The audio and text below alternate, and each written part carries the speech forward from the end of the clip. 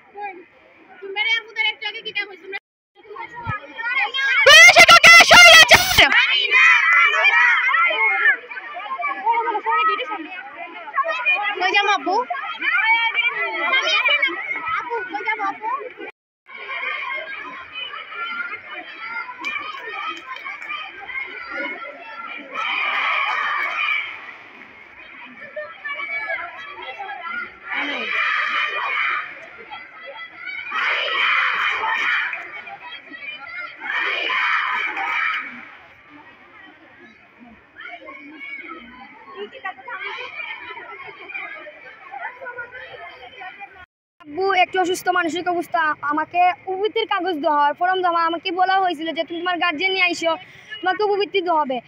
এখন আমরা উপবৃত্তির টাকা আসে, কিন্তু আমরা পাই না। পাই যে খ্রিস্টান মিশনের মেয়েরা, খ্রিস্টান হোস্টেলের মেয়েরা, হিন্দুরা পায়। কেন আমরা কি স্কুলে ছাত্রী না? আমরা তো স্কুলে ছাত্রী, আমরা কেন উপবৃত্তি পাবো না? এটা আমাদের দাবি। এখন আমাদের একটাই দাবি, আমরা হেড স্যারের পদ থেকে এবং ওনার সাথে যারা যারা জড়িত আছেন তাদের পদ থেকে। ধন্যবাদ।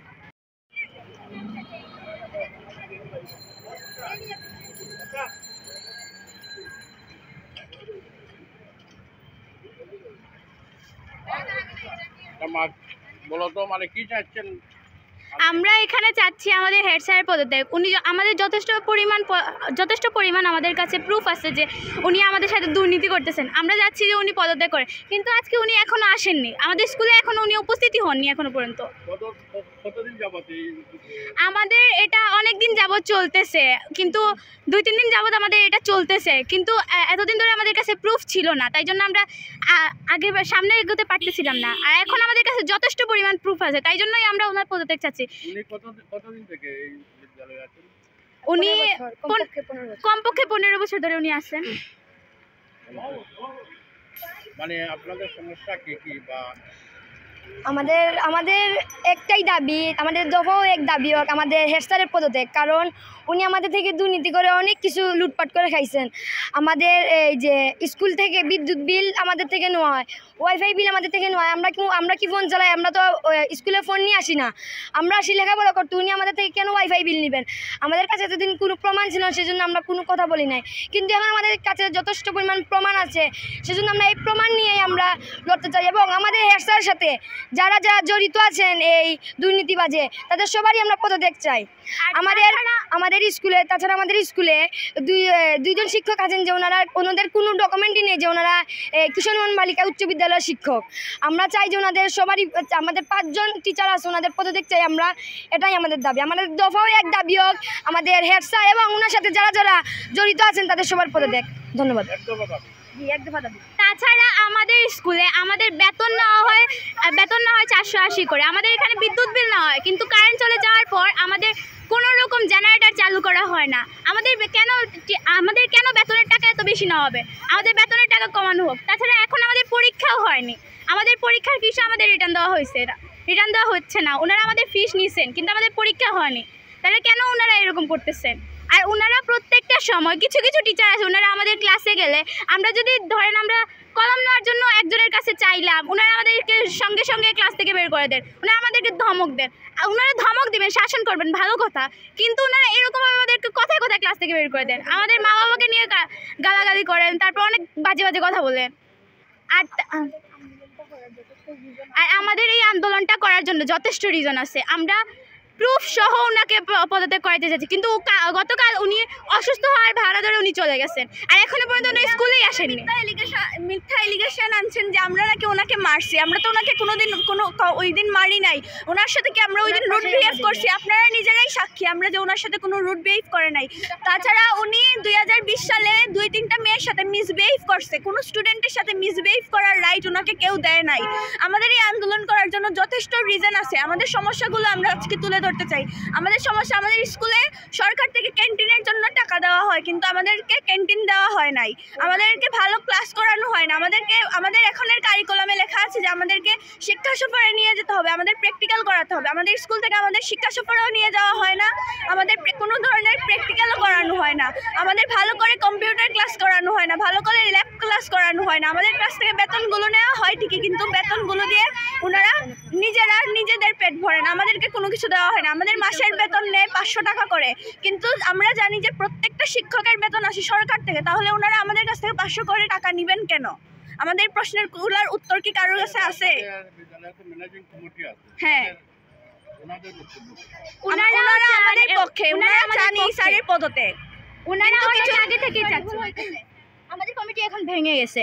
কমিটি যেহেতু ভেঙে গেছে, সভাপতি কান্নাড়ায় চলে গেছেন। কোন কারণে চলে গেছেন এটা আমরা কিছুই জানি না। কমিটি এই কোটা আন্দোলনের সময় কমিটি ভেঙে গেছে। তো আমাদের হেড স্যার যখন কিছুই করতে পারবেন না, তাহলে কেন এই কমিটিকে রাখা হয়েছে? কেন স্যার এই চেয়ারে বসবেন? ওনার কি কোনো অধিকার আছে? আমাদের অধিকার দাবি যদি পূরণ না করতে পারেন, তাহলে কেন এই চেয়ারে তিনি বসবেন? তাই আমরা ওনার পদত্যাগ চাই। আমাদের একটা দাবিও পূরণ হয় না। এই মুহূর্তে আপনারা স্কুলের অবস্থাটা দেখেন। এই যে ব্রিজটা করা হয়েছে, এই ব্রিজের পেছনে অনেক 6 লক্ষ টাকা খরচ করা হয়েছে, কিন্তু এই ব্রিজ বানানোর আগে 6 লক্ষ টাকা খরচ করা হয়েছে, কিন্তু স্যার ভাউচার নিয়ে আরও অনেক টাকা নিয়েছেন। যেই টাকাগুলো স্যার নিজের পকেটে ঢুকাইছেন, আত্মসাৎ করছেন।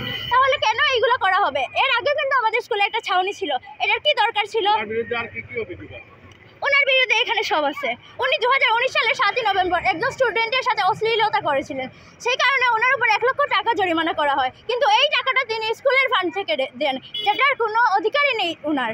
তারপরে এই টাকাটা স্কুলের ফান্ড থেকে যখন দিয়েছেন, আমরা গত পরশুদিন প্রশ্ন করেছিলাম যে আপনি কেন এই স্কুলের টাকা থেকে এই জরিমানাটা দিবেন।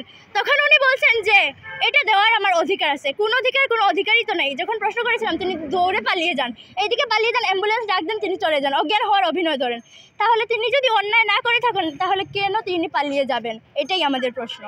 আর তাছাড়া কালকে আমাদের বলা হয়েছে যে আমরা নাকি ওনাকে মেরে আমরা ওনাদেরকে বের করে দিছি, আর আমরা তো ওনাকে যথেষ্ট সম্মান করতেছি, তাহলে কেন আমাদেরকে?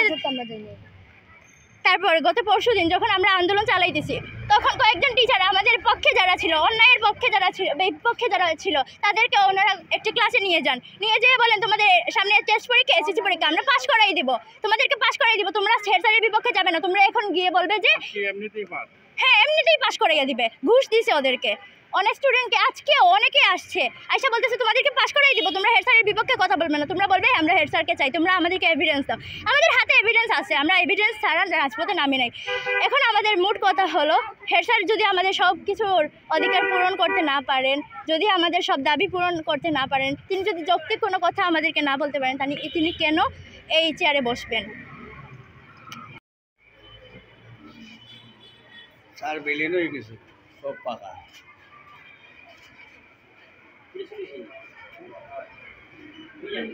কিছু রানিং টিচার অকল আসে না, আর লাগতো না।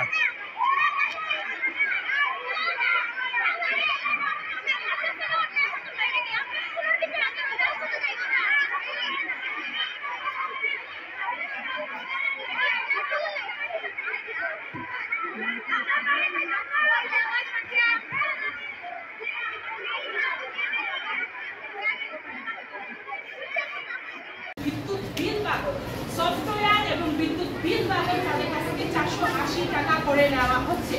980 × 480 দিয়ে দেয়।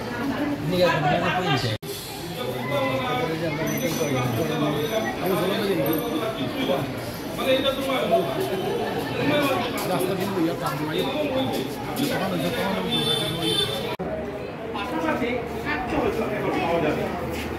আমি 2022 সালে প্রেসিডেন্ট সমিতি নির্বাচনে আমার অধিকার আদায়ের জন্য গ্যাজেট অনুযায়ী শিক্ষা বোর্ডে একটা আবেদন করি যে এখানে প্রধান শিক্ষক, সহকারী প্রধান শিক্ষক তারা নিরপেক্ষ থাকেন, তারা এডমিন কমিটিতে সদস্য বিচার নির্বাচনে বসতে পারেন না। এই অভিযোগের প্রেক্ষিতে এটা তদন্ত না করে আমাকে সবুজ করা হবে।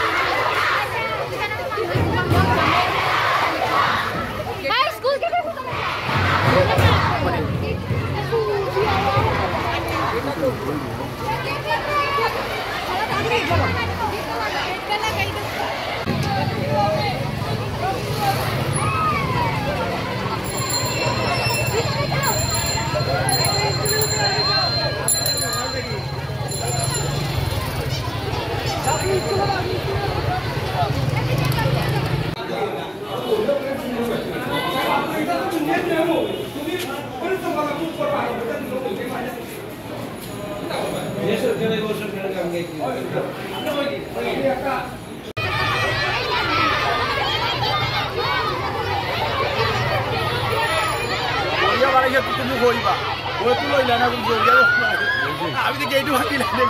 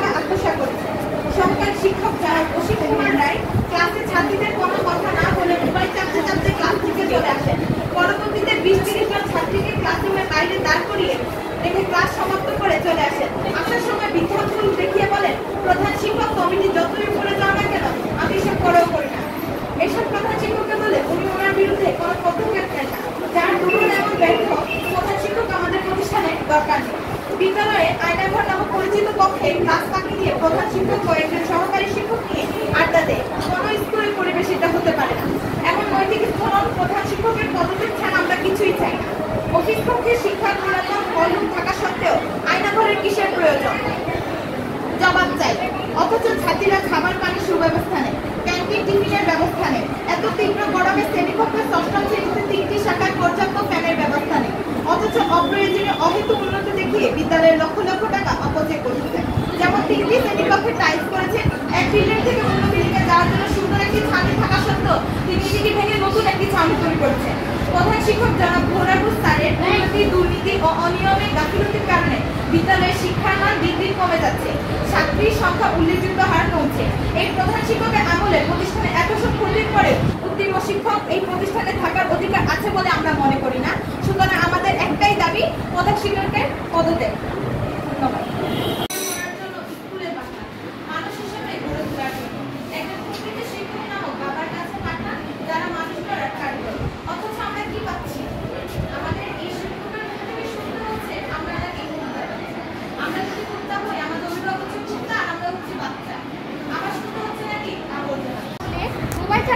চলে যান, এটা সম্পূর্ণ একটা মিথ্যে কথা। তিনি ক্লাসে আসেন কারণ হচ্ছে তিনি ক্লাসে এসে কখনোই এইভাবে করে ক্লাস থেকে চলে যান না। এখানে আরও বলা হয়েছে তিনি 20-30 জন ছাত্রীকে ক্লাসরুমের বাইরে দাঁড় করিয়ে রেখে ক্লাস সমাপ্ত করে চলে যান। এটাও কখনো তিনি করেন না। তিনি ছাত্রীদেরকে বিভিন্ন কারণে একটু কথা বলতে পারেন যে আমরা অনেকেই বইয়ানিরা, আমরা ক্লাস না করে অনেক মেয়ে ওয়াশরুমে গিয়ে সময় কাটায়, অনেকে ক্লাসের পিছনের বেঞ্চে বসে গল্প করে, সেই জন্য স্যার তাদেরকে একটু বকতে পারে, কিন্তু তাই বলে কখনোই ক্লাস সমাপ্ত না করে তিনি ক্লাস থেকে চলে যান না বা তিনি 20-30 জনকে বাইরে বার করে রেখে দেন না। এটা সম্পূর্ণই একটি অযৌক্তিক কারণ।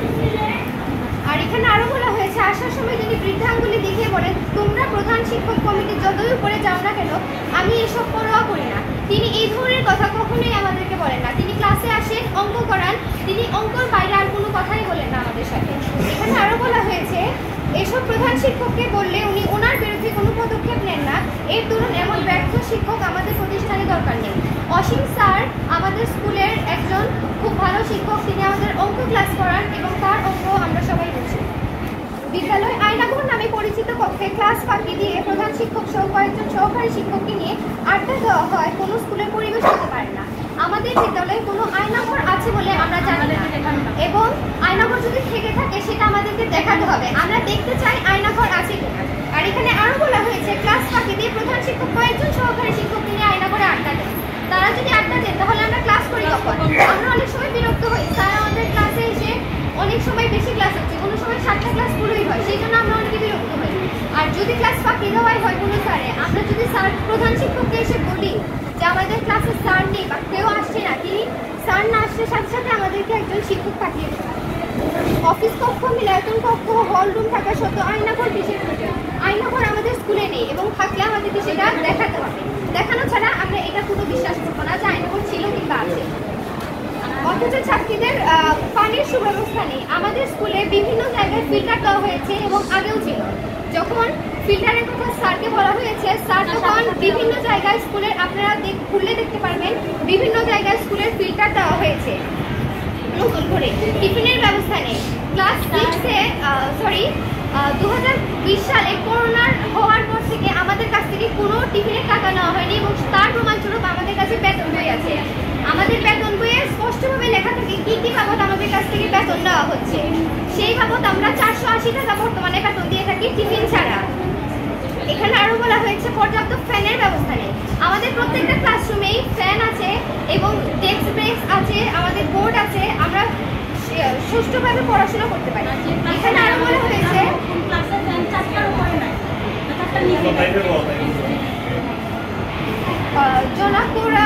প্রধান শিক্ষক জনাব গৌরাঙ্গ স্যার ওনার দুর্নীতি ও অনিয়ম গাফিলতির কারণে বিদ্যালয়ের শিক্ষার মান দিন দিন কমে যাচ্ছে, ছাত্রীর সংখ্যা উল্লেখযোগ্য হারে কমছে। এটা ওনার গাফিলতি না। আমাদের স্কুলের শিক্ষার্থীরা স্কুলে আসে না, আসলেও ক্লাস করে না, সেটা তাদের ব্যর্থতা। এটা তো স্যারের কিছু না। স্যার শাস্তি দিলে তারা উল্টানো বলে শাস্তি কেন দিচ্ছে আমরা দেখে নিব, আমরা ক্লাস করবো না। এটা তো কোনো একটা শিক্ষার্থীর আচরণ হতে পারে না। এখানে স্যারের কোনো গাফিলতি নেই। আর এখানে স্যারের দুর্নীতির কথা বলা হয়েছে। স্যারের দুর্নীতি যে করা হয়েছে সেটার প্রমাণ আমাদের দেখাতে হবে। আর যদি স্যার দুর্নীতিও করে থাকে তাহলে স্যারকে সময় দিতে হবে। সময়ের মধ্যে যদি স্যার উন্নয়ন করতে না পারে তাহলে আমরা প্রধান শিক্ষকের আমরা নিজে পদত্যাগ চাইব, কিন্তু এইভাবে অনৈতিকভাবে আমরা প্রধান শিক্ষকের পদত্যাগ হতে দিব না। এই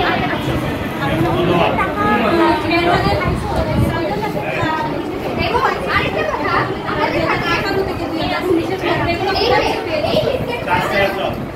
এই লিফলেটটা স্কুলে ঢোকানোর সময় আমরা যখন স্কুলে আসতেছিলাম, এই লিফলেটটা আমাদের সবার হাতে ঘুরিয়ে দিয়ে বলা হয়েছে জনাব গৌরা ঘোষ প্রধান শিক্ষকের পদত্যাগ চাই, আপনারা সবাই মাঠে যান।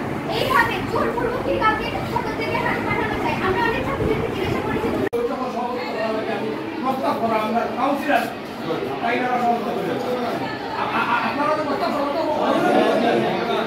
এখন আপনারা আলোচনার বিষয় হইল পদত্যাগের বিষয়টা, এই বিষয়টা হইল আমার আলোচনার বিষয়, তখন আপনারা আমার